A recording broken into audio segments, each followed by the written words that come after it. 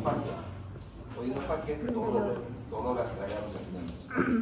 Básicamente estos términos. Disfagia cuando no puede tragar. Una causa frecuente de disfagia será, por ejemplo, cuando el paciente se traga una moneda. Cuando se traga un pedazo de hueso, un pedazo de carne, no puede, se queda atorado ahí. Esa será una disfagia aguda, obviamente, ¿no? Una causa de disfagia crónica será, por ejemplo, el cáncer. Vamos a hacerlo un poquito más complicado. Vamos a hablar de disfagia orofaringia y disfagia esofágica. Lo que necesito que ustedes sepan es diferenciar disfagia orofaringia de disfagia esofágica. Como ves.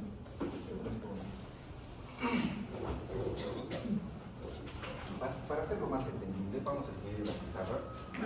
Ustedes mismos van a decir qué características creen que tengan por anatomía. ¿Se acuerdan de la clase de deglución que hicimos, no? Sí. ¿Cuántos tipos de deglución había? ¿Voluntaria y? Involuntaria. Voluntaria, ¿no? Como para que sepan bien, ¿ya? ¿Qué ha pasado? ¿Se ha ido la tarea? 3, 4, 5, 6, 7, 8, 9, 10, 19.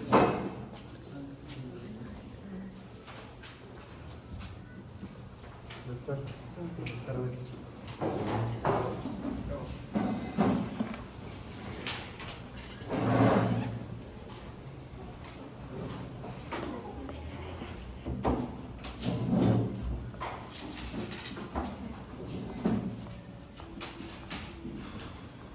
Ya. A ver.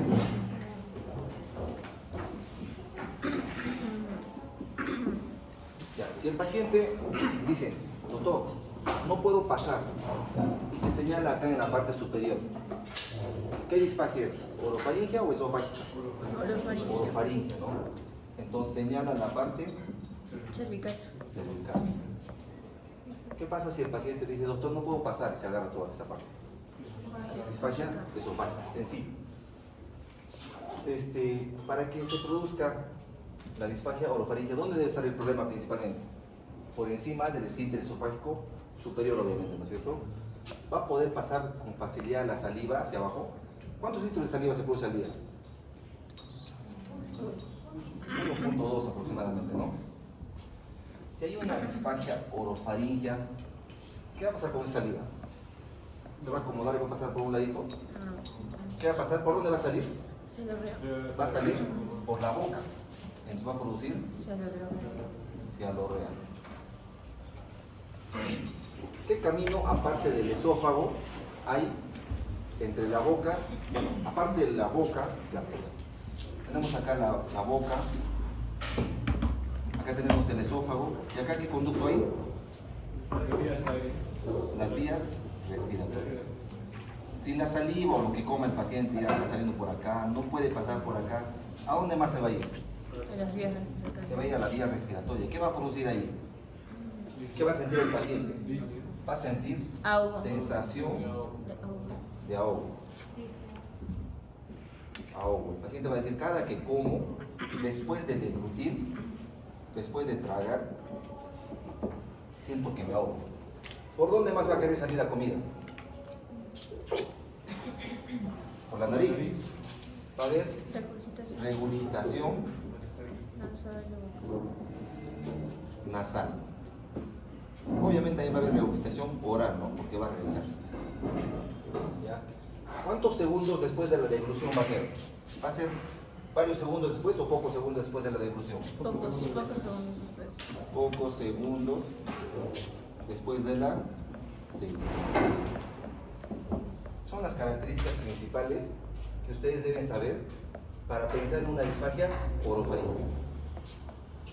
¿Cuál será la causa principal de la disfagia orofaringia? Un problema en el esófago o un problema en el sistema nervioso central.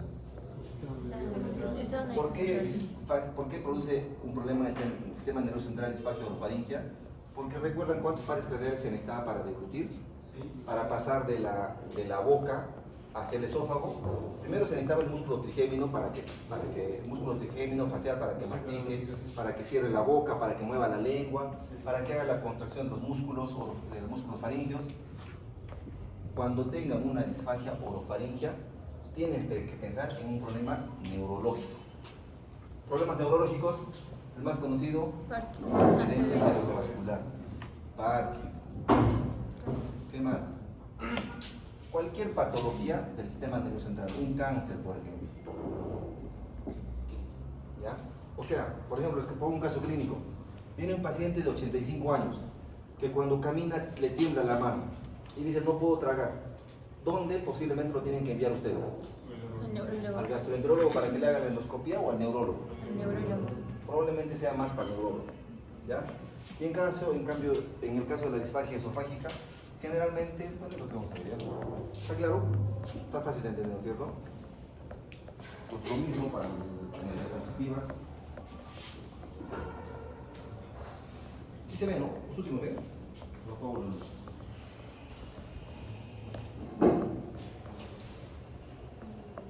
¿Qué dice acá? Dificultad al inicio de la devolución. Con regurgitación nasal o bucal, tos, me faltó decirles, produce también tos. Si el paciente tiene continuamente tos después de deglutir, cada vez que como, cada vez que mi mamá come, tiene tos, es una disfagia posiblemente orofaringia. Babeo, ¿qué es el babeo? Lo mismo que cialorrea, ¿no? Señala el punto cervical, antecedentes en general, neurológico. ¿Ya? Está fácil, ¿no? Entonces, cuando piensen en disfagia orofaringia, cualquier problema neurológico, ¿ya?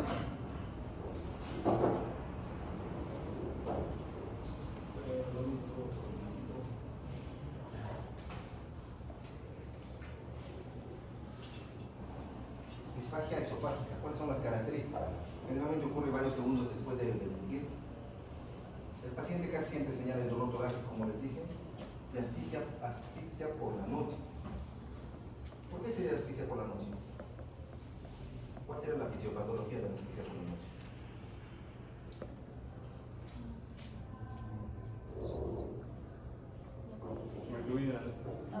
Se va acumulando en el día, se va acumulando. El paciente ya no come porque simplemente no puede tragar, pero la saliva va a seguir pasándola, no va a regresar y se va acumulando. Y obviamente cuando el paciente se acueste para descansar, poco a poco ese contenido va a regresar y se va a querer ir a la vía respiratoria. Entonces el paciente justo por la noche cuando esté acostado va a sentir esa sensación de asfixia. ¿Ya? La sensación de asfixia también se produce cuando hay ERG, como vamos a ver ahora. ¿Ya? A ver, miren ese algoritmo, chicos, memorícenselo. Suficiente con que sepan ese algoritmo para que sepan lo que es fácil.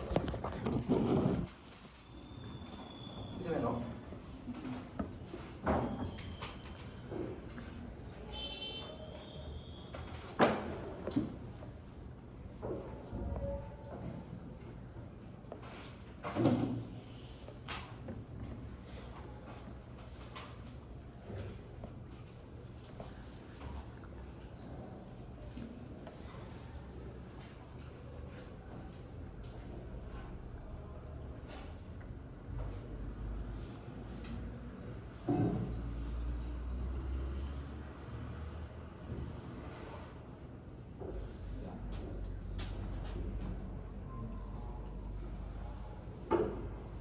Anillo esofágico inferior.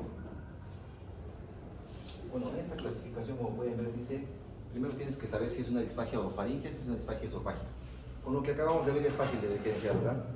Ahora veamos si es una obstrucción mecánica o es una enfermedad neuromuscular. Obstrucción mecánica se sobreentiende que puede ser, por ejemplo, un anillo, es algo mecánico, es algo que está ahí presente. En cambio, una enfermedad neuromuscular es alguna enfermedad en la que funcionan los plexos mientéricos, en la que el músculo no se mueve adecuadamente, o hay una enfermedad nerviosa, neurológica, mejor dicho.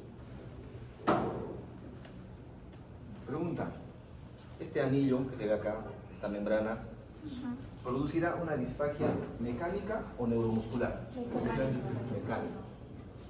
Segunda pregunta, ¿será a sólidos y líquidos o solamente a sólidos, según se ve en la obviamente solamente a sólidos, ¿no? Entonces, en este algoritmo, ¿dónde estará? Es una disfagia esofágica, por eso una obstrucción mecánica.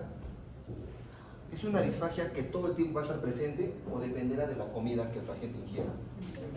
Si mastica bien, por ejemplo, ¿Va a producirle disfagia? Si come un pedazo de carne grande, se olvidó, se emocionó, lo que sea, ¿va a producir disfagia? Quizá en este caso sí.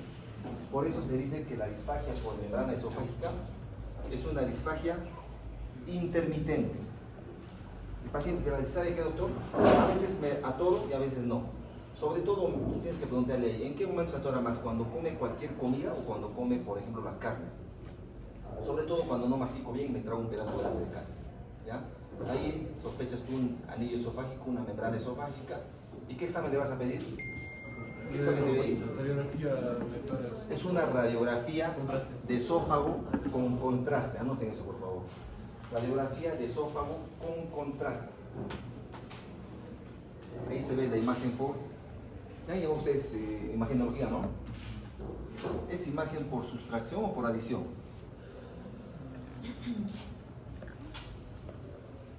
¿Es imagen por sustracción esta cosita, esta muesca, o es por adición?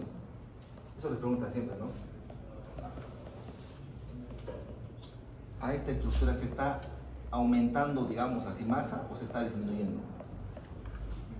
Se está disminuyendo, pero será una imagen por sustracción, ¿no? ¿Es así o no estoy preguntando? Ya, bueno, no sé.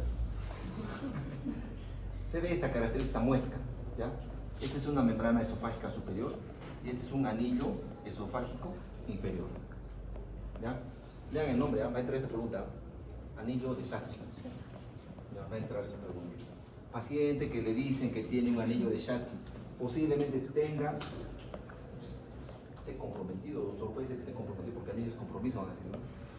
Anillo de Schatzky, ese entra, en los exámenes entra por si acaso, ¿no? Están casi todos a mi falta para darles la buena noticia o la, no sé si buena o mala noticia. ¿Ya? Y este generalmente es una membrana. Anillo generalmente tiene una capa muscular. Y membrana generalmente solamente es mucosa. Es un poquito más grueso. ¿Y cuál es el tratamiento? ¿Cuál creen que sea? ¿Cuál creen que sea después de, si se ve esta muesca y se ve que es anillo, qué se tiene que hacer?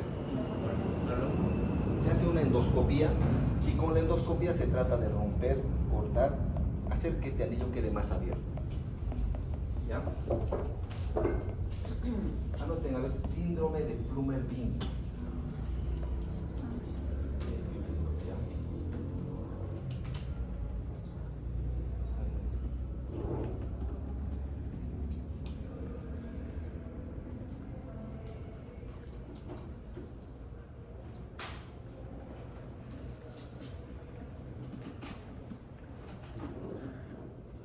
¿Qué dice ahí? ¿Se puede leer, no? ¿Se puede leer?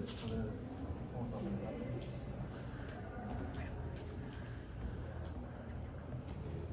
Ese nombrecito, anoten, puedo poner una pregunta por si acaso. Síndrome de Plummer-Vinson. Una pregunta de recién dado, esa preguntita ahí. Como una tríada formada por disfagia, anemia por deficiencia de hierro y membranas esofágicas. No se olvide, ¿ya? Ese síndrome de Plummer-Vinson, paciente viene con anemia, dice, aparte no puedo tragar los alimentos, le hace una radiografía y se ven las membranas esofágicas. ¿Ya? El tratamiento es, para los gastros, dilatarlo y buscar la causa de la anemia, ¿no? Porque tiene anemia ese paciente. ¿Ya? Síndrome de Plummer-Vinson. El tratamiento es dilatación esofágica, en el caso de los anillos y las membranas.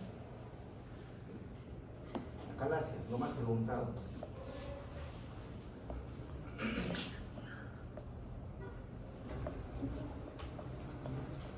La calasia es la incapacidad.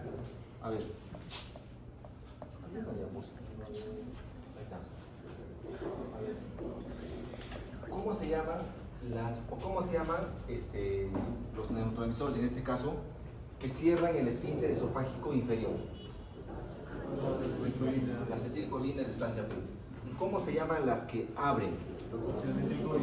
El óxido nítrico y la sustancia vasoactiva. ¿Cómo se llaman a las que abren el esfínter esofágico superior?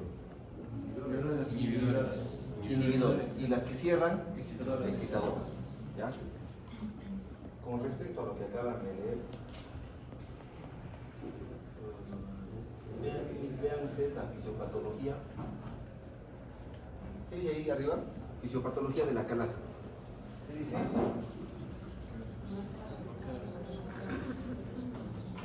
sobre todo de las neuronas inhibidoras. Si las neuronas inhibidoras están disminuidas, ¿qué dificultad va a tener el paciente en acalasia? De abrir de los esfínteres. No va a poder abrirse el esfínter. Acá es inferior, por si acaso, ¿es un error? No se va a poder abrir el esfínter esofágico inferior. Entonces, como no se puede abrir el esfínter esofágico inferior, las neuronas excitadoras que están haciendo constantemente están cerrando y no hay quien abra esa puerta. Por eso los contenidos se quedan acumulados. Esa es la manera como en acalasia se produce disfagia. La pregunta sería, ¿es una enfermedad mecánica o neuromuscular? Neuromuscular porque las afectadas son los plexos mientéricos. ¿Ya? Pregunta, ¿está aumentado el tono del esfínter esofágico inferior? ¿Está aumentado? ¿O está normal? Está normal, porque en ninguna parte dice que haya una sobreproducción, que haya una mayor presión, simplemente dice que hay reducción de las neuronas inhibidoras, o perdón, de todos en realidad, pero sobre todo de las inhibidoras. ¿Ya? O sea, en la fisiopatología de acalasia no hay un aumento del tono, hay una falta de relajación. ¿Ya? ¿Está claro? Mala relajación, acá es bien claro. Mala relajación del esfínter esofágico inferior, incapacidad para relajarse. ¿Ya? ¿Qué más? Y también, ¿qué más dice acá? Dice de todo el plexo mientérico, o sea, las excitadoras también están afectadas, por si acaso. Ese es el motivo, porque acá dice falta del peristaltismo del cuerpo esofágico. O sea, acá no se puede relajar y acá no se contrae adecuadamente. ¿Qué va a pasar con ese esófago que se está acumulando de contenido y que no puede contraerse bien? Se va a dilatar. Por eso, en el examen característico se evidencia esta imagen donde se ve cerrado acá, estenosado, y dilatado acá. A esto se le llama imagen en punta de lápiz, pico de pájaro, colita de ratón. ¿Ya? Es característico, no es el gol estándar, por si acaso, es característico. Ustedes ven este caso, esta radiografía, tienen que preguntar al paciente. ¿Tienes dificultad para...? Obviamente van a hacer preguntas como para diferenciar si es una disfagia orofaringe de una disfagia esofágica.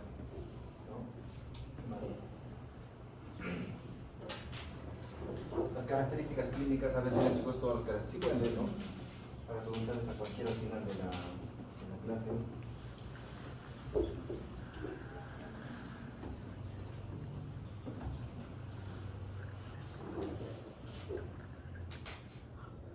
¿Alguien tiene un lapicero que me pueda prestar? Aunque ustedes usan computadora como yo, ¿no?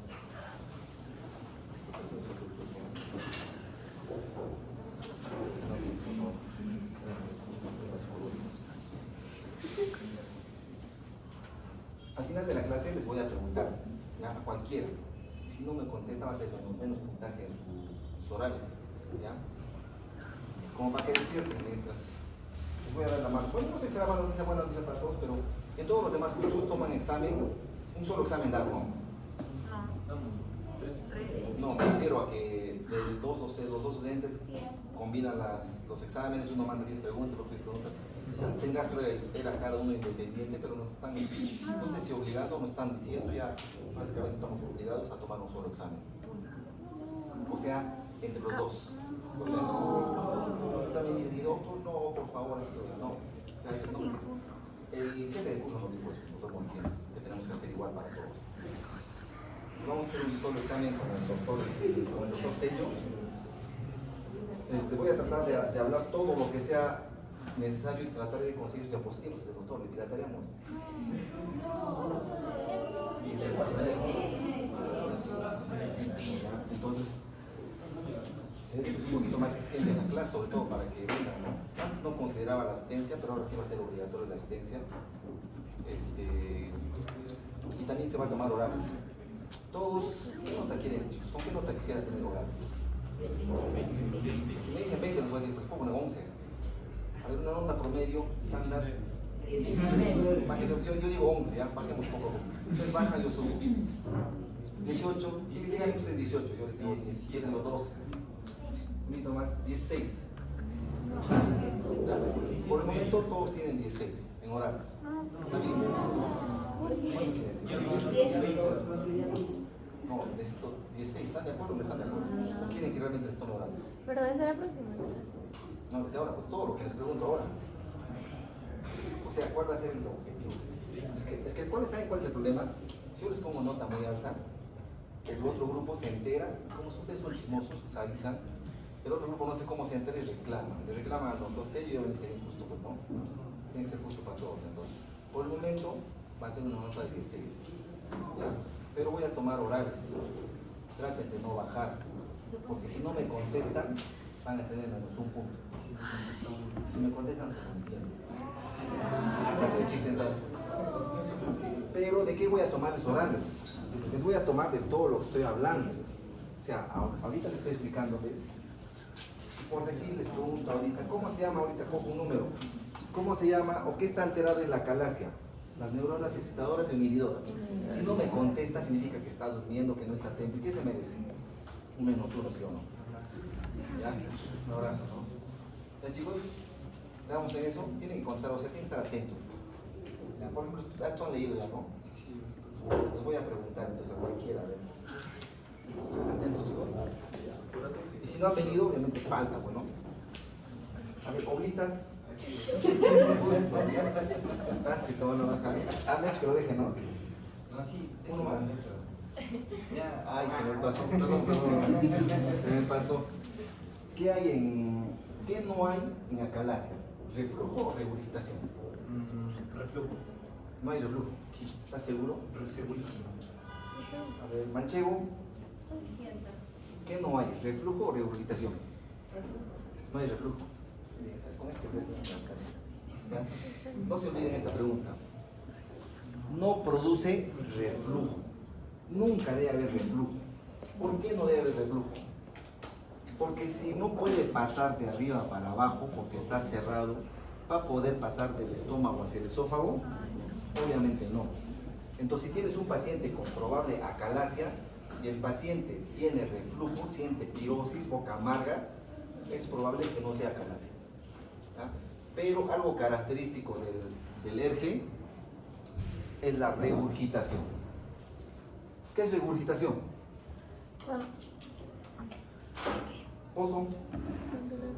¿Qué es regurgitación?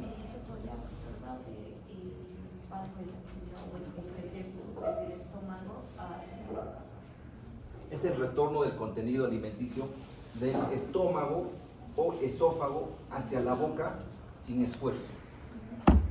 ¿Ustedes han tenido alguna regurgitación? ¿Regurgitan? ¿No regurgitan? Sin querer, obviamente.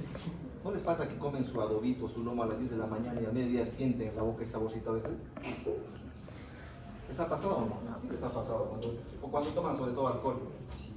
¿Por qué pasa cuando toman alcohol? Mucho tóxico. Porque el alcohol lo que produce es relajación del esfínter. Y eso hace que el contenido regrese del estómago o esófago hacia la boca. ¿Ya? Entonces, en acalasia sí hay regurgitación. ¿Ya? Pero no hay reflujo. ¿Está claro, no es cierto? ¿Qué más? ¿Qué más hay? Disfagia a sólidos. Bueno, es más que obvio que es cierto. ¿Será solo a sólidos o será a sólidos líquidos? Ambos. ¿Ya? Obviamente más para sólidos, pero es ambos. Si les preguntan, ¿es a sólidos o líquidos? Es ambos. ¿Ya? ¿Qué más? ¿Por qué producirán dolor torácico? Porque obviamente ese esófago se está llenando de contenido y se dilata, y se dilata, y se dilata, y las fibras están estirándose y eso produce dolor. ¿Ya? Eso es lo característico de la acalasia. ¿Qué más? ¿Por qué pierde peso? Porque no puede comer. Obviamente, todo lo que come quizás lo devuelva o simplemente el paciente ya no quiere comer. ¿Ya? ¿Y a qué edades crees que quieren más? ¿A las personas jóvenes o adultas? Mayores. Generalmente es a jóvenes, por si acaso. ¿Ya? Nada más a jóvenes. O empieza más la clínica en pacientes jóvenes. ¿Ya?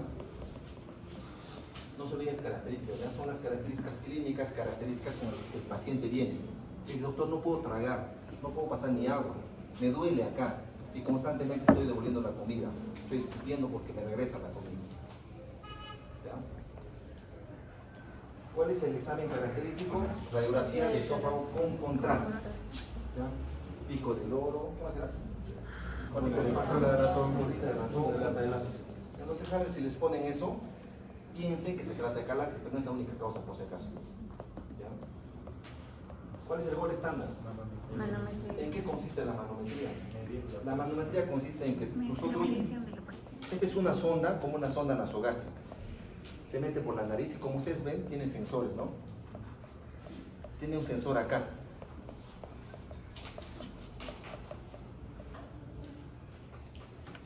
Ya, tiene un sensor que capta la presión del esfínter. Se supone que cuando el paciente traga, unos segundos después, esto debería relajarse. La presión debería bajar, pero en vez de bajar, aumenta. Entonces el gol estándar para calasia es la manometría. ¿Ya? Determina la relajación incompleta o simplemente no hay relajación del esfínter esofágico inferior. ¿Ya? Otra vez. ¿Cuál es el gol estándar? ¿La radiografía de esófago con contraste o la manometría? Manometría. Manometría, no se van a confundir, ¿ya? Radiografía de esófago sin contraste. ¿Qué se pide? ¿Sin contraste o con contraste? Con contraste. Con contraste, ¿no? La manometría, relajación incompleta del esfínter post-deglución, presión basal del esfínter puede ser normal o elevada. Diagnóstico diferencial. ¿Será necesario hacer una endoscopía? Si tenemos ya la manometría y dice positivo, tiene acalasia. A ver, Anastar, a ver. Chris Quispeman, ¿sería necesario hacer una endoscopía? A ver, digamos, te dicen a ti, ¿sabes qué? Parece que tienes acalasia. Yo sí, creo que sí. Te hacemos endoscopía, te preguntan, ¿tú qué le dices? Ya no, porque el gol estándar ya se quedó un poquito. Del cardio, Vilca. Del cardio. Le pasó un cristal, ¿no? Oye, ¿qué pasó? Estamos a... 6, doctor.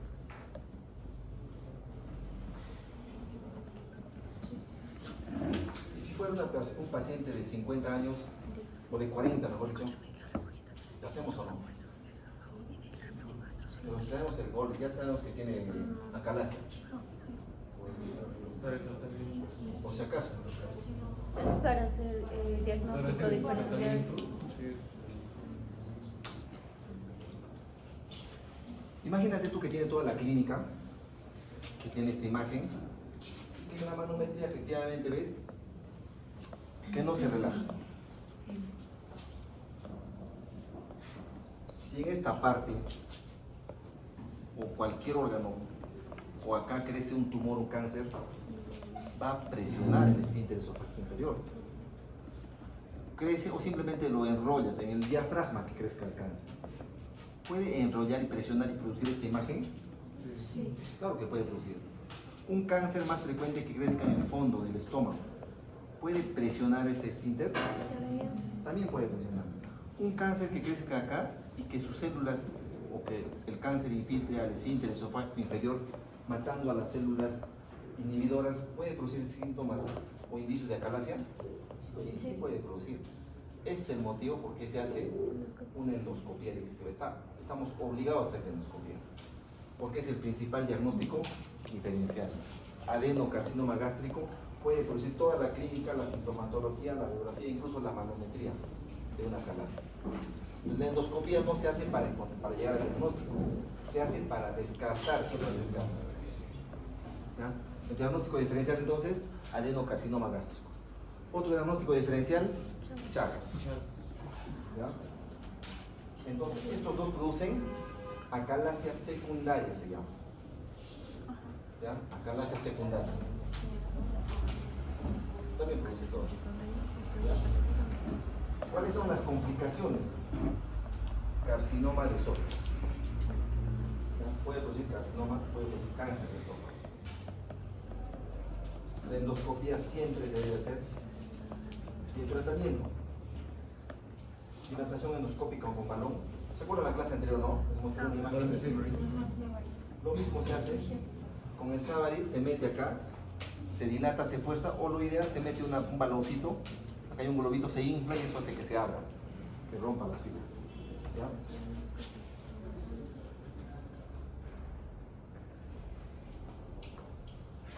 Anoten acá, por favor.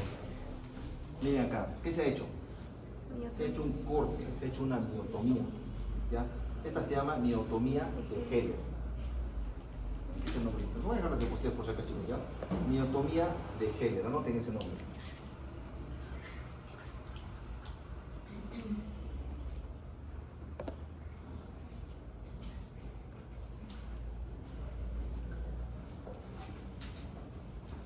En esta enfermedad ayudará la metoclopramida. No, porque ¿Ayudará o no ayudará? es un prosenético.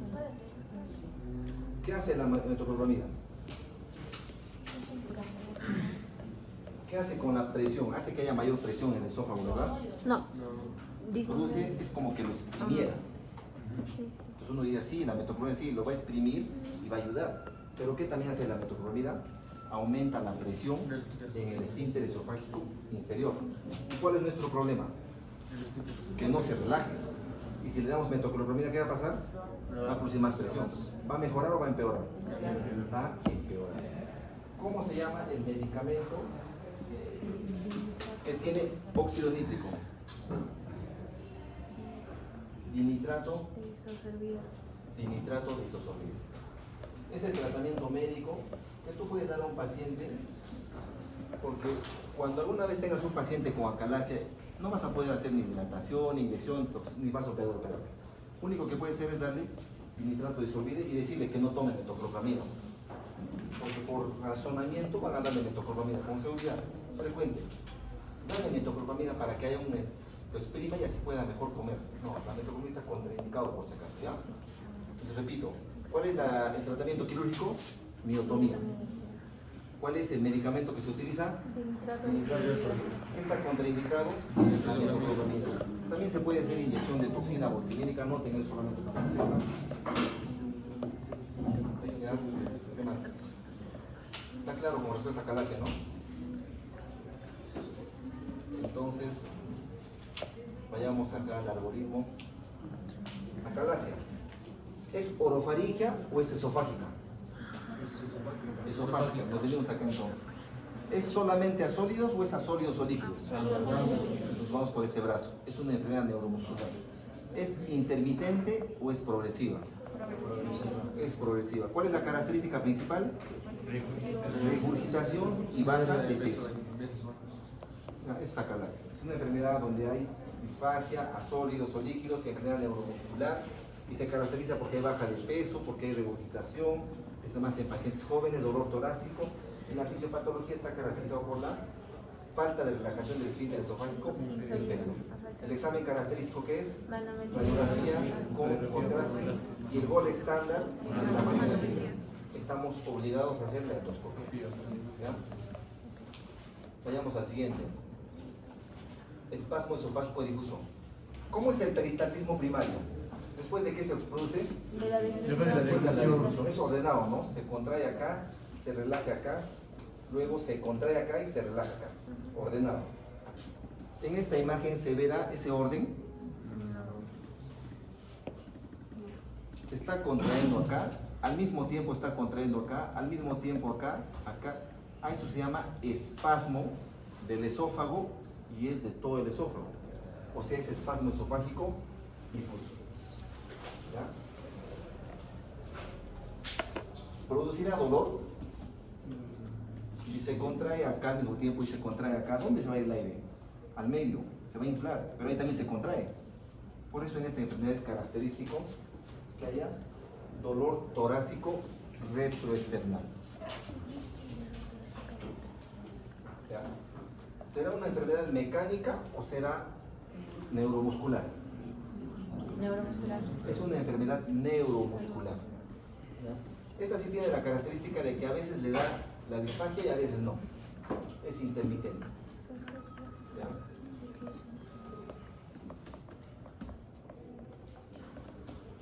Ya, es disfagia para sólidos y líquidos. ¿Qué más? Ya, lo más característico en este caso es la disfagia intermitente, que a veces le da y a veces no, y el dolor torácico, obviamente. ¿Ya? El examen característico. ¿Esa qué radiografía es? ¿Con contraste, sin contraste o es una Con radiografía sin contraste. contraste? Radiografía con contraste, la imagen característica, imagen en sacacorchos. ¿Ya? Y el gol estándar, Manometría. son las imágenes en sacacorcho, no se olviden. Y el gol estándar es la manometría. ¿Ya? O sea, en resumen, espasmo esofágico difuso es una disfagia esofágica. No es solamente a sólidos, es a sólidos y líquidos, es una enfermedad neuromuscular, es intermitente. Lo más característico es el dolor torácico. Es el espasmo esofágico.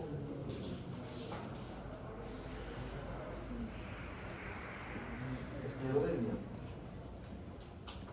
A ver, como para que se entienda. El esófago tiene fibras musculares lisas y estriadas, ¿verdad? ¿Cómo son las fibras musculares estriadas? Están en la parte superior, media e inferior, las estriadas. En la parte En la parte inferior están las Lisas. músculos lisos. La esclerodermia es una atrofia del músculo liso. Pregunta: ¿dónde tiene el problema la esclerodermia con lo que se refiere al esófago? ¿En el esófago superior, medio o inferior? Inferior. ¿Qué tenemos en el esófago inferior? ¿Qué esfínter tenemos? O sea, ese esfínter no va a servir. Se vuelve como un tubo rígido. No hace la función de presionar o evitar el reflujo. Entonces es simplemente un tubo. ¿Qué pasa cuando el estómago se contrae, se moviliza, cuando tiene peristaltismo? El contenido va a regresar constantemente al esófago. ¿Qué le va a producir? Le va a producir reflujo. Y lo característico del reflujo es la pirosis. Entonces el paciente tiene constantemente pirosis. Tiene reflujo. Suficiente con que sepan eso. ¿Es mecánica o es neuromuscular? Es neuromuscular porque está funcionando, está habiendo una alteración de un problema, o es un problema muscular. Es una disfagia a sólidos o líquidos, es una enfermedad neuromuscular, es progresiva porque según se produce más y más reflujo, se va a producir estenosis y se va cerrando poco a poco ese esófago. Y eso va a producir la disfagia. ¿Ya?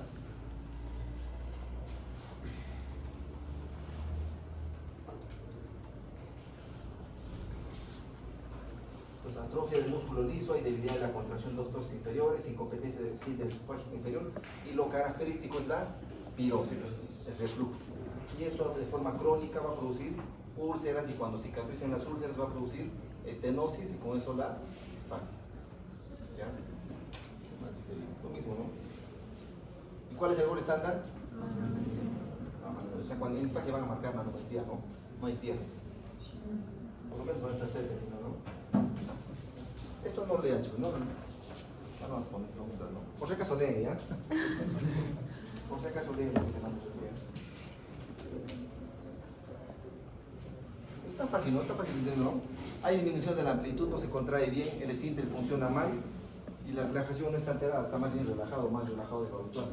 ¿Ya? En manometría, noten, chicos, hay alteración de la presión del esfínter esofágico inferior, entre paréntesis pónganle, no funciona. No hay una buena contracción del esófago inferior. Es lo que se ve en manometría. La última, estenosis péptica esofágica. Bueno, eso viene justo en el esclerodermia, ¿no? Lo hacemos con ¿ya?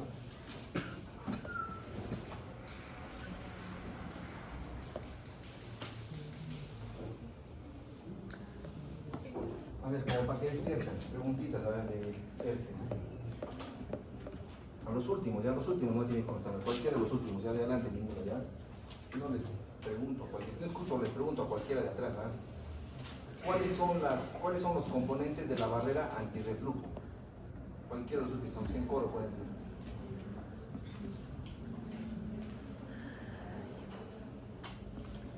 Nada. A ver, doctora, la última de acá. Componente de la barrera antirreflujo. 1.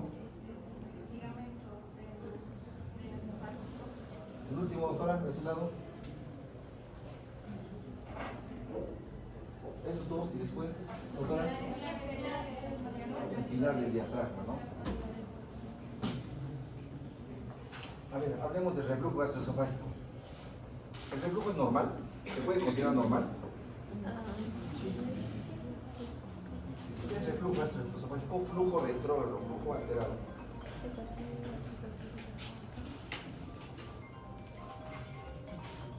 A ver, ya, chicos, ¿qué dice?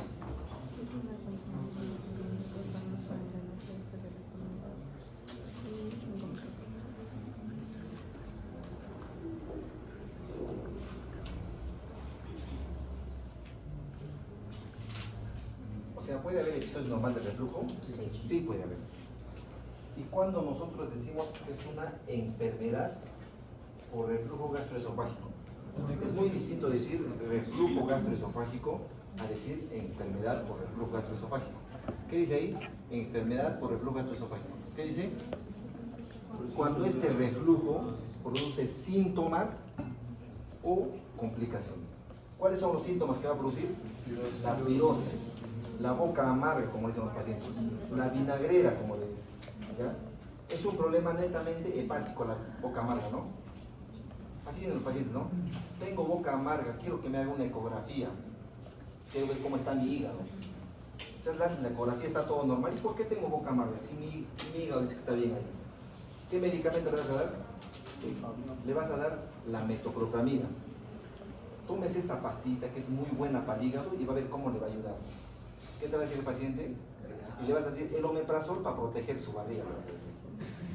Porque el omeprazol todos saben que es para proteger la barriga. Si tú le dices que es para su reflujo, esto no cura el hígado, te va a decir. Le dices, tómese la metoclopramida para que le cure su hígado y tómese su omeprazol y va a ver cómo le va a controlar. Y el paciente va a volver feliz. Sí, doctor, tiene razón, ya mi hígado está mejor, ¿no? ya no tengo boca amarga, te va a decir. ¿Ya? Entonces, ¿qué es reflujo? Flujo retrógrado del contenido gástrico hacia el esófago. ¿Y qué es enfermedad por reflujo gastroesofágico? Cuando produce síntomas o cuando produce complicaciones. ¿Ya? Todo para que lean, chicos, a ver, síntomas que resultan del reflujo del contenido gástrico esofágico más allá.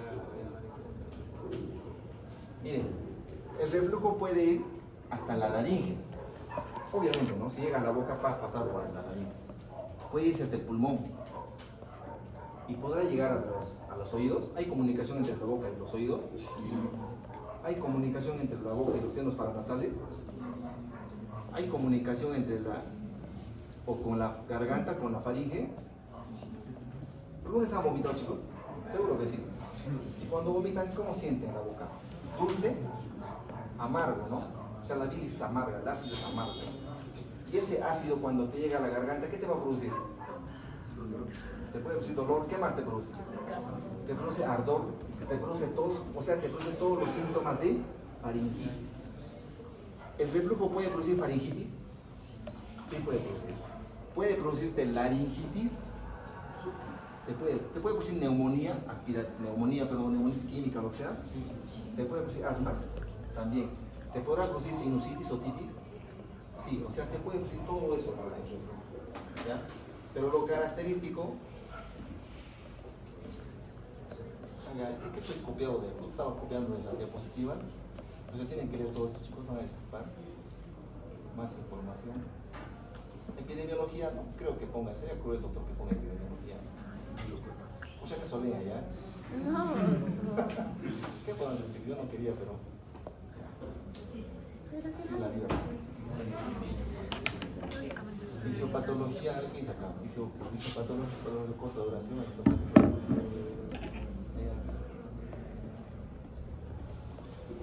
Bien, chicos, ¿ya?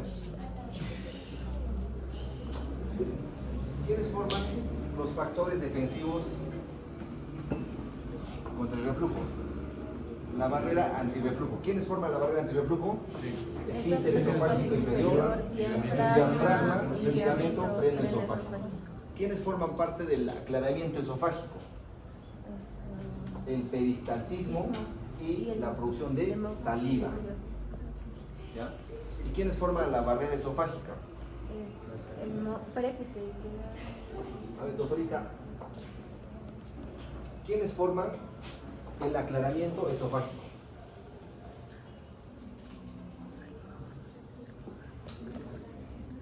¿Qué más? apellida usted? Claro, doctora. ¿Cómo se apellida? ¿Ah? ¿Qué es su apellido? Está mirando, señor doctor. Tienes menos uno, doctor, mencionar, ya por si acaso, creo que va mucho antes. ¿Ya? Está fácil la pregunta, ¿no es cierto? Si no me responden, significa que están distraídos, atentos o desatentos, entonces obviamente merecen menos un poquito, ¿no? Yo estoy seguro que ahora va a estar atenta, doctora, ¿no?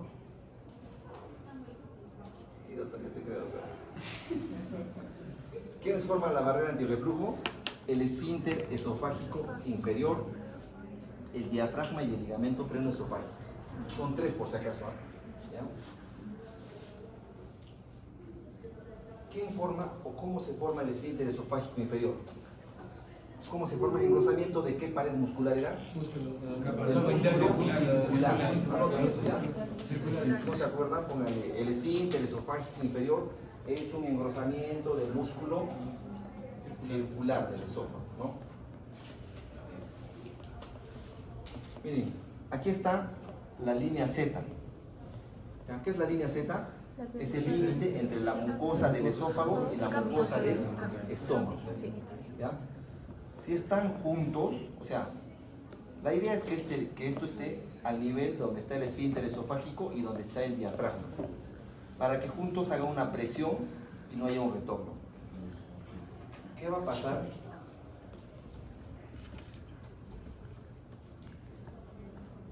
¿Qué es esto?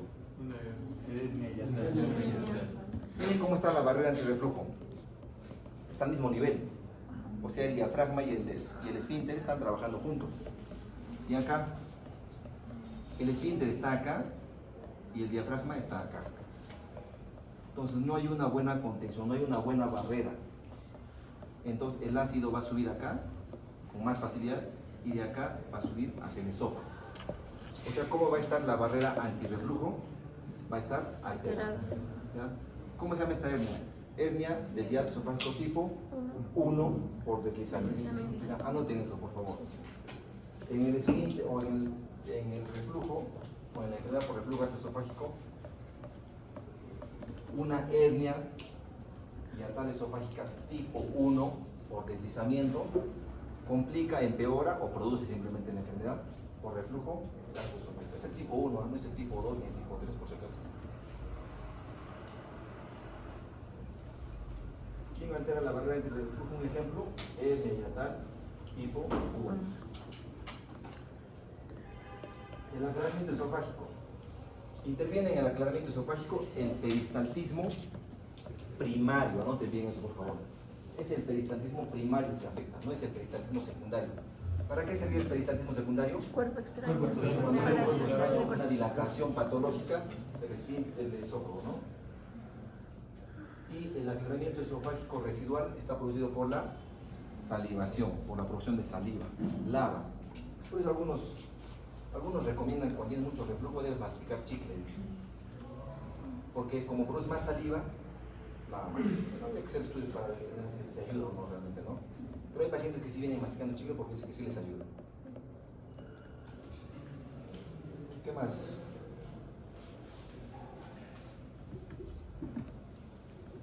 A ver, aumenta la presión. ¿Quiénes favorecen o empeoran el cuadro del reflujo? ¿Los que aumentan la presión o los que disminuyen la presión?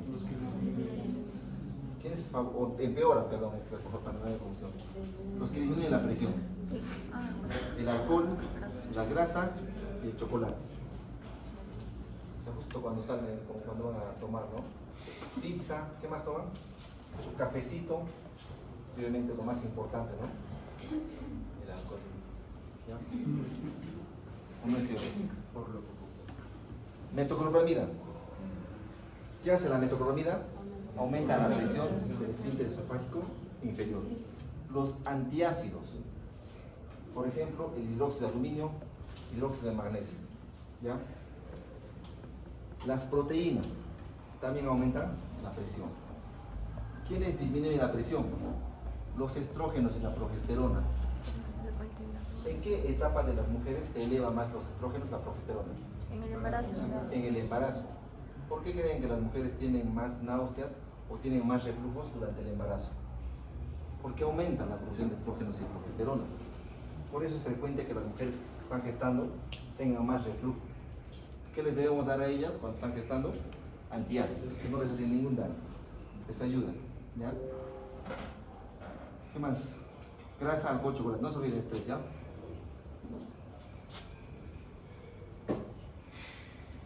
El aclaramiento esofágico, ya les había mencionado.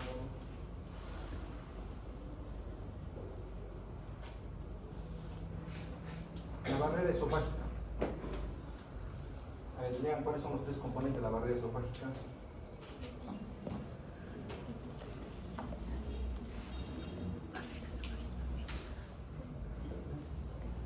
Sí.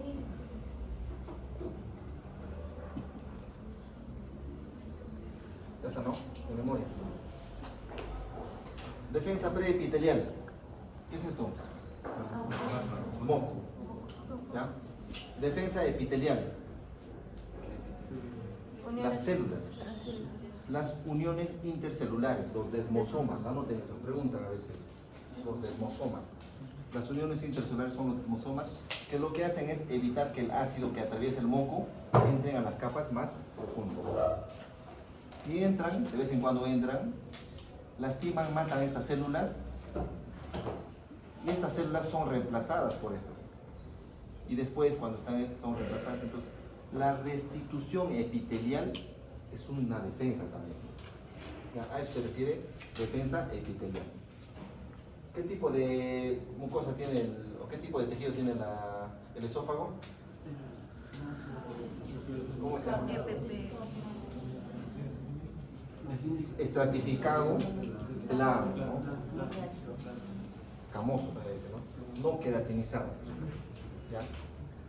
Y la defensa posepitelial. ¿Quién forma parte de la defensa Flujo posepitelial? sanguíneo. La sangre. Por ejemplo, un paciente que esté que haya sufrido digamos, una quemadura, grandes quemados, ¿se pierde agua o no? Sí. ¿Y qué hace se produce hipotensión? ¿Y qué hace el cerebro con la sangre? ¿A dónde lo manda? Principalmente a los órganos nobles, al corazón y al cerebro. ¿Y quiénes son los descuidados? El sistema esplácnico, entre ellos el esófago. ¿La cantidad de sangre que llegue acá va a ser la misma? No va a ser la misma. Entonces la defensa postepitelial va a estar alterada. No va a poder llevarle nutrientes, oxígeno a estas células. No se va a producir la restitución epitelial. No se van a poder reabsorber los radicales libres. Y eso va a producir destrucción de las células madre. Y eso va a producir que esta barrera se pierda. Que no se produzca suficiente cantidad de moco y de esa manera se puede producir esofagitis, gastritis o incluso úlcera. ¿Ya? De esa manera es importante la defensa postepitelial. ¿Quiénes afectan la defensa postepitelial?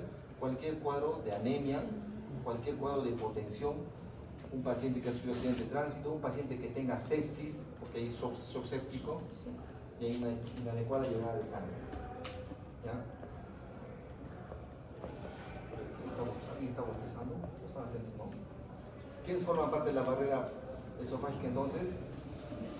El preepitelial, el epitelial y postepitelial, ¿no? Factores agresivos. No es para que lean ustedes.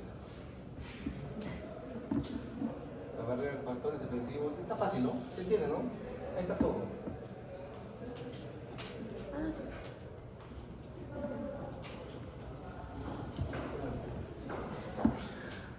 ¿Cuáles son los factores agresivos?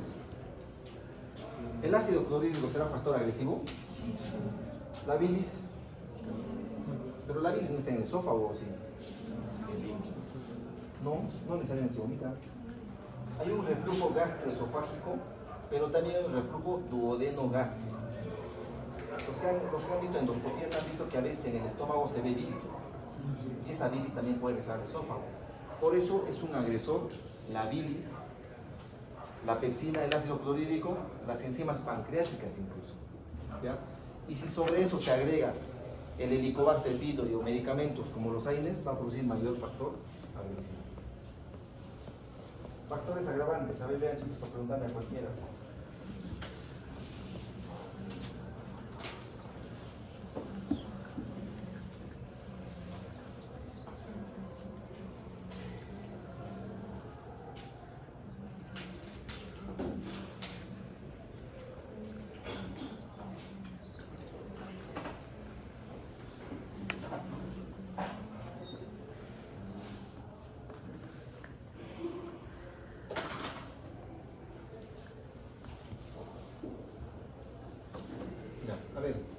qué manera creen ustedes que el alcohol es un factor agravante en el reflujo gastroesofágico? Los últimos, a ver.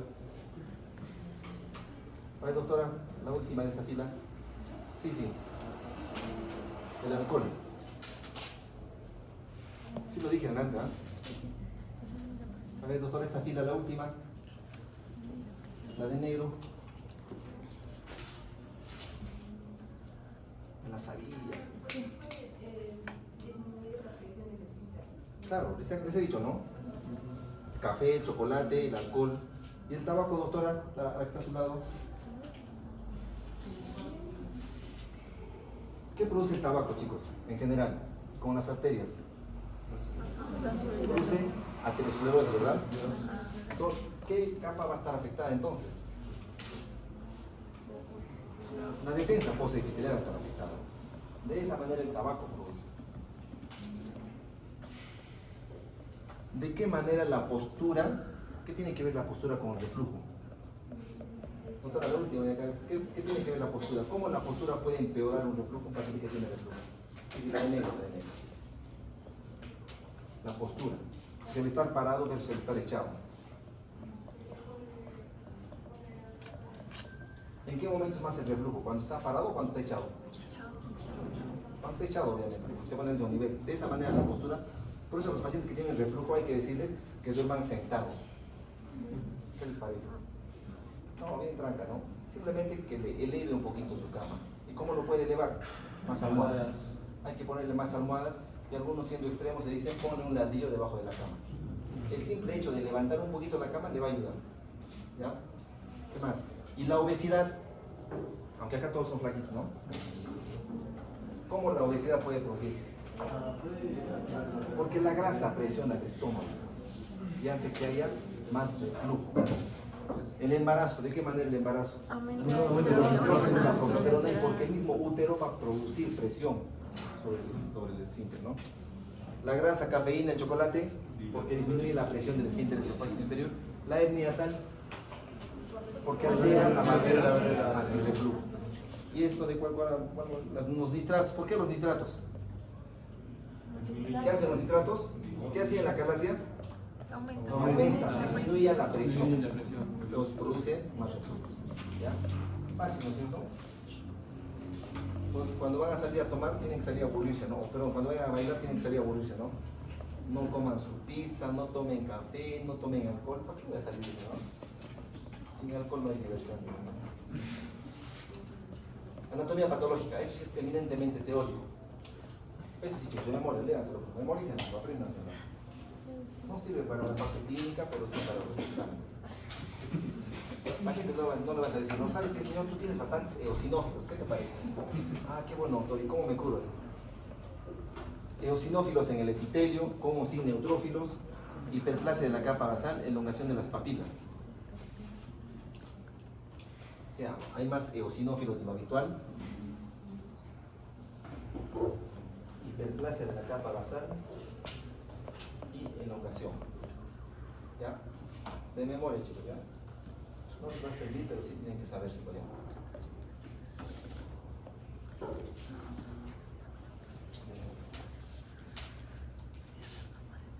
¿Cuál es el síntoma característico?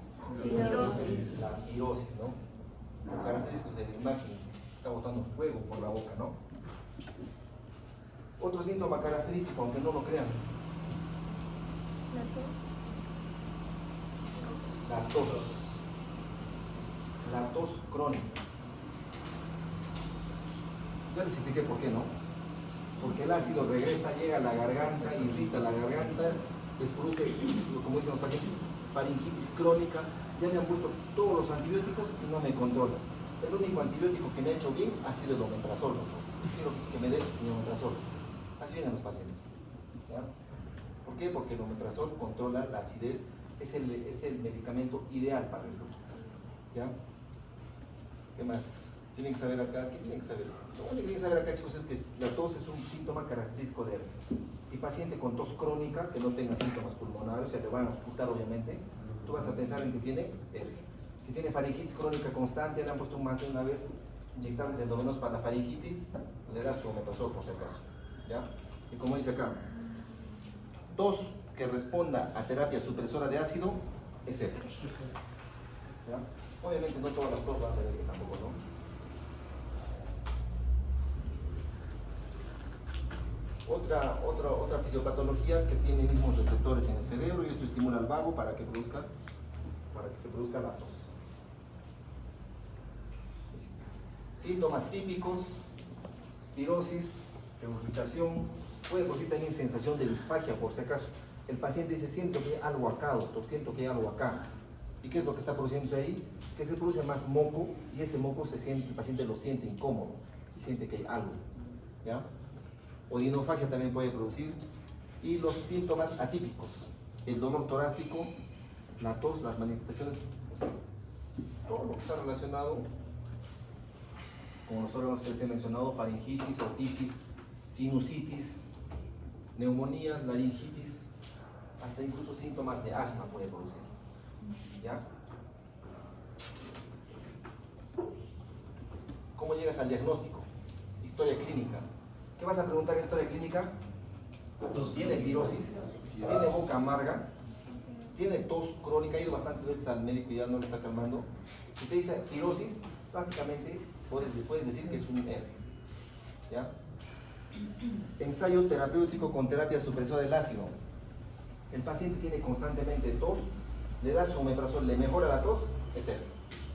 Tiene constantemente laringitis, disfonía, tiene otitis, sinusitis, incluso asma, le das omeprazol y le controla, estás haciendo un ensayo terapéutico y hay respuesta al supresor ácido. Es una forma de llegar también al diagnóstico. ¿Con qué más? Con la endoscopía. La endoscopía te va a permitir ver si hay lesiones o no. La manometría para ver si hay disminución de la presión. ¿Y cuál creen de todos esos que sea el gol estándar? La pH. Pechometría. La pH-metría, no se olviden, vamos a hacerlo por ver.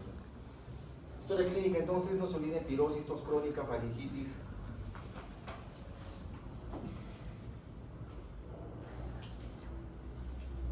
¿Ya? Ensayo terapéutico, ¿qué medicamentos vamos a usar para probar? El omeprazol, la equina, que ya está retirado, ya no se usa, ¿no? Está bien, ¿no? Ya está retirado, ¿no? La metoclopramida, los antiácidos y el óxido de aluminio. Si con eso controla, llegas al diagnóstico. ¿Ya? Y la endoscopía. ¿Para qué la endoscopía? Para ver si hay complicaciones, ¿no? ¿Cuándo se debe hacer una endoscopía? Anoten básicamente. Endoscopía sí o sí está obligado, sea la edad que sea, si el paciente tiene disfagia. Si el paciente tiene baja de peso. ¿Ya? Si no responde a la terapia, porque puede tener alguna otra patología que esté produciendo todo eso. Si es paciente de más de 45 años. Si vomita sangre, obviamente, ¿no? ¿Ya? Si tiene síntomas atípicos, dice, puede ser que tu asma sea por alergia. Le haces la endoscopía para ver si hay reflujo, ¿no?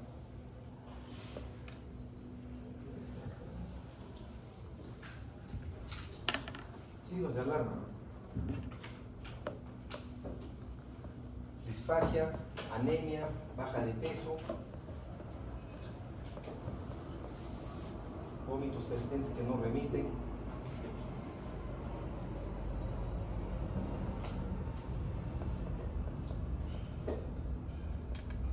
clasificación de los ángeles. ¿Para qué sirve la clasificación? A ver, lean, a cualquiera les va a contar ahora, ¿ya? Todos estén atentos, ¿ya? De pase para esto.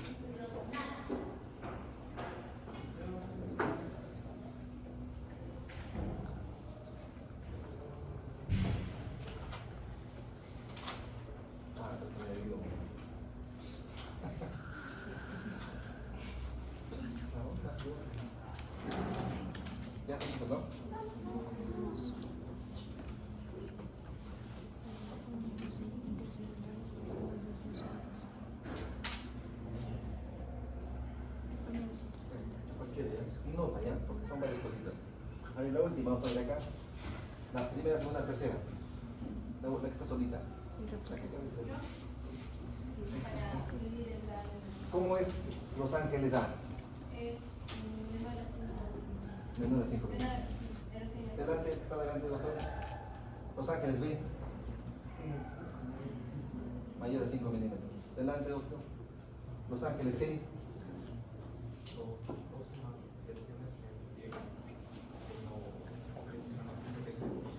¿Que no compromete cuánto? Ya. ¿Y la D, doctora?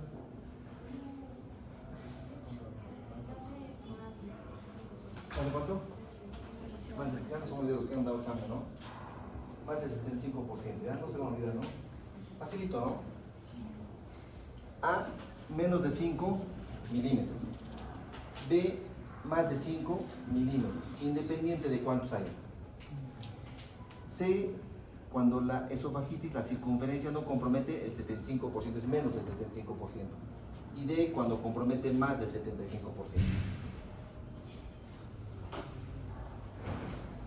Manometría para ver cómo está la presión y el gol estándar, la pHimetría. Anoten eso. La pHimetría es el gol estándar. Si el pH es menos de 4 por más de 15 minutos, es positivo a R. ¿Ya? La pHimetría es el gol estándar. Y la endoscopía se debe hacer si tiene signos de alarma. ¿En qué consiste la pHimetría? Igual que en la manometría, le metes una sonda, esa sonda llega hasta el esófago y va a detectar cuántas veces se pone el ácido menos de 4. Menos de 4 minutos. Creo que les pongo este segundo.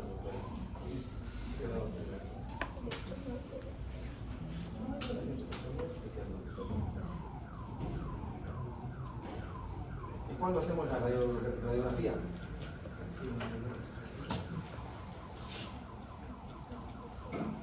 Ahí se puede ver qué hay en la radiografía. Es una hernia hiatal, esta HH. Aquí está el esfínter o la pieza diafragmática y aquí está la estenosis. O sea, está esta imagen. O sea, ¿qué es lo que ocurre?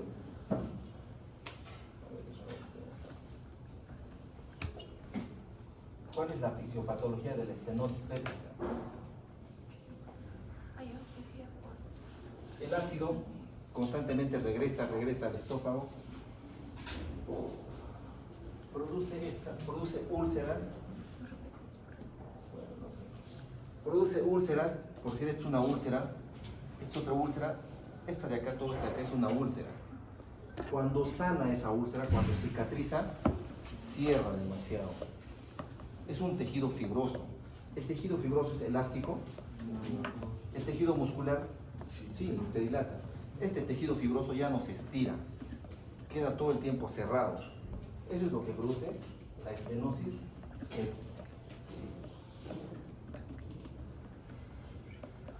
Por eso se ve permanentemente cerrado. O sea, una complicación de R será estenosis. ¿Ya? Y ahí se puede ver.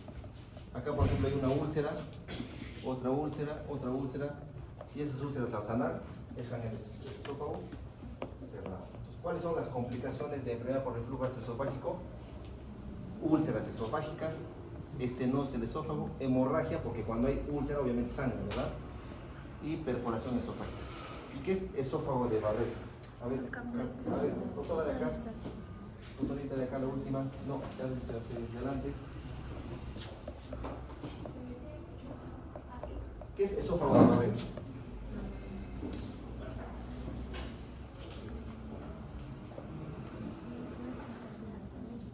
Esófago de Barrett. Delante, a ver, doctor, ¿qué es esófago de Barrett? Es un cambio del epitelio, de epitelio lámina estratificado a un epitelio cilíndrico estratificado. ¿Y por qué creen que hay ese cambio? ¿Por qué el esófago hace eso? ¿Por qué se transforma? ¿Por qué es ultravístico? Para aguantar, para soportar el ácido, para Quiero ser adaptarse. esófago, quiero ser duodeno. Es una forma de adaptación al esófago. Porque el duodeno tiene la capacidad de soportar esa acidez. Por eso se quiere convertir en duodeno, en intestino, para resistir. Para resistirlo. Ser más fuerte. Entonces, de epitelio escamoso va a pasar a epitelio columnar. Eso es esófago de barrera. ¿Ya? Ahorita vamos a ver eso, ¿ya? Entonces, es homofóbico. No. Yo tenía un compañero que no era mariconcito, sino era malito. Nadie quería ser su amigo. Y venía siempre, para que sepas, tengo placa. Entonces, ahí ves a chivos con placa.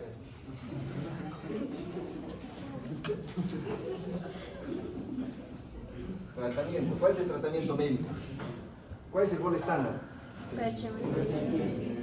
Perdón, el mejor tratamiento, el ideal, indicado. Inhibidores de bomba de protones. Anoten eso. No es la metoclopramida, no es ¿qué pueden tener? Sucralfato y no, es los inhibidores de bomba de protones. Son los ideales, es el gol estándar. Bueno, es el ideal. ¿Cuáles son los objetivos del tratamiento? Pues se supone ya, ¿no? No necesitan que le explique eso, ¿no? Prevenir las complicaciones, obviamente, ¿no? Mejorar la calidad de vida. ¿Ustedes creen que el alergia afecta la calidad de vida? Hay pacientes que vienen y dicen, doctor, por favor, haga lo que sea, aunque sea que me opere. Pero no necesito, no importa, quiero correr el riesgo. Porque esto ya no es vida, se dicen los pacientes.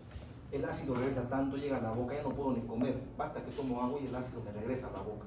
Estoy durmiendo y tengo una sensación de asfixia. ¿Cómo se produce esa sensación de asfixia? Tú estás descansando, es lo más normal, y el reflujo constantemente regresa. ¿A dónde se va a ir? A la vía respiratoria. Y cuando el cerebro detecta que ese ácido está yendo a la vía respiratoria, ¿qué va a hacer con el epiglotis? Lo va a tapar. ¿Qué no va a entrar a la vía respiratoria? Oxígeno. Entonces el cerebro reconoce eso y hace que el paciente automáticamente se siente, pero con una sensación de asfixia. El paciente, ¿qué piensa a partir de eso? Piensa que está mal del corazón, piensa que tiene piensa que tiene de todo, obviamente se queda asustado. Imagínense que cada noche le pase eso. Todas las noches, sí o sí te vas a sentir un momento asfixiándote. El paciente se levanta asustado y dice, ya no quiero vivir con esto, no me gusta, es desagradable. Por eso se dice que altera la calidad de vida y con el tratamiento debemos tratar de controlar eso. ¿Ya? Bueno, eso ya no le han hecho. No se olviden. Levanten la cama un poquito. Díganle a su paciente, ponte más almohadas. Duerme con un poquito más de almohadas. Tú si puedes, levanta tu camita un poco. Tu comida, la última, tiene que ser a las 7 de la noche o 2 horas después de que hayas... debes esperar 2 horas para acostarte. Porque si no, el ácido va a regresar a la boca, la acidez, le va a producir sensación de asfixia. Tienes que evitar totalmente el café, el chocolate, el alcohol. Si estás gordito, bajar de peso. ¿Ya? Perdón, si puedo poner el examen por si acaso. ¿Qué más? Bajar de peso, no embarazarte, ¿no? No te embaraces.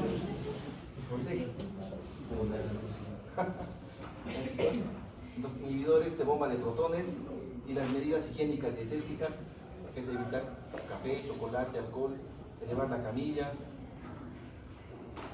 ¿Qué más? El tratamiento, obviamente, ya les acabo de mencionar. Y ahí tenemos que sacar ya poco a poco la ranitidina. Los procinéticos ayudan, no le hacen ningún daño que le des. Antiácidos también.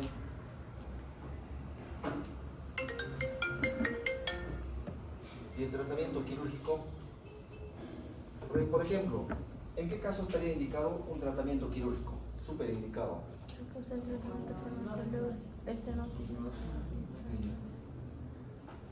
¿Qué dice el último? Presencia de hernia yatal. Anótense por lo menos esto, ¿ya? Indicación quirúrgica cuando hay una hernia yatal. Hay que corregir esa hernia. Cuando hay fracaso en el tratamiento farmacológico, no le hace nada al paciente el medicamento. Ya no me dé eso, no me hace nada, es por gusto, doctor.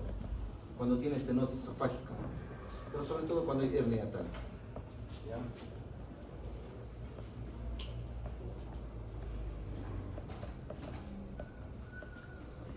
¿Y cuál es el tratamiento quirúrgico?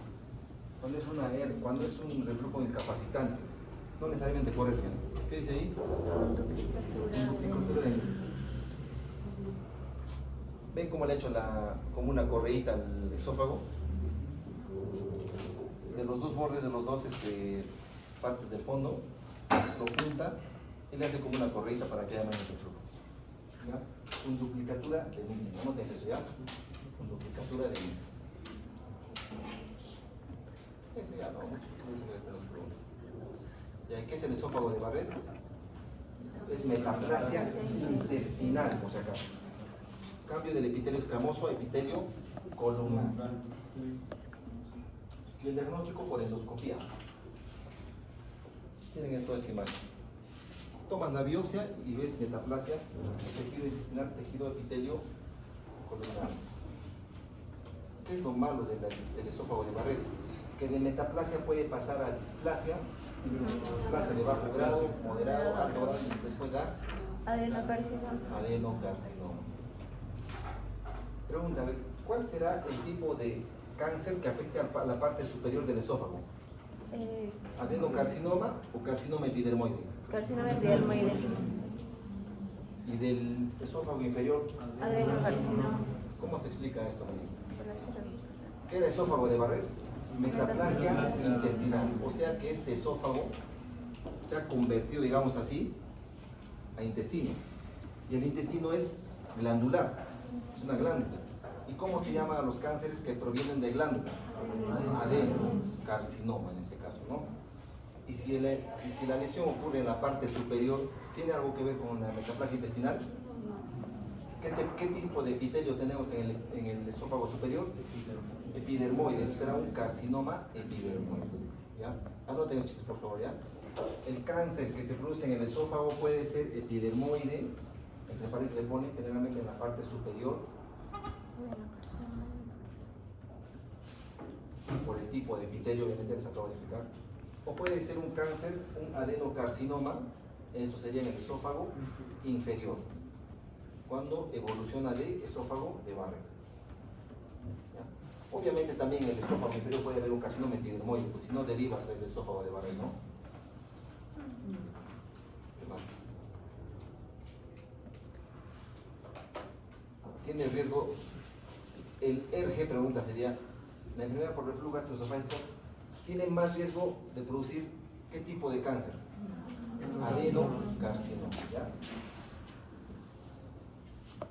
¿Qué más? Lo mismo.